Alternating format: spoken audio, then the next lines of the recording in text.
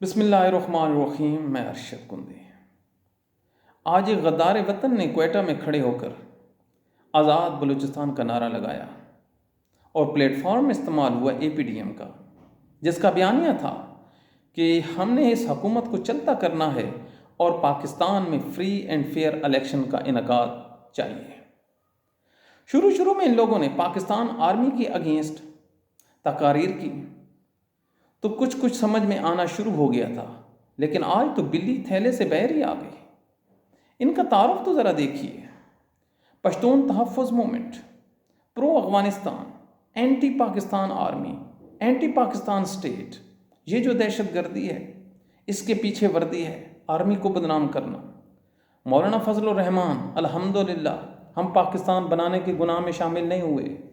محمود خان اچکزئی، اٹک تک پشتون علاقہ حصہ ہے افغانستان کا، اور تورخم بارڈر چائنا کے حوالے کیا جائے، یعنی کہ پاکستان سے واپس لیا جائے۔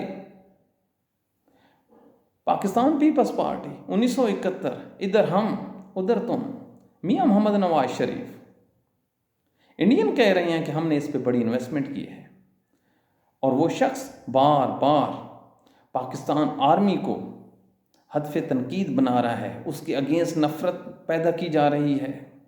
یہی کچھ 1971 میں بنگالیوں کے ساتھ ہوا۔ بنگالیوں کو پاکستان آرمی کے اگینسٹ کھڑا کیا گیا اور پھر شورش برپا کرتے ہوئے انٹرنیشنلی پاکستان کو دو لخت کر دیا گیا۔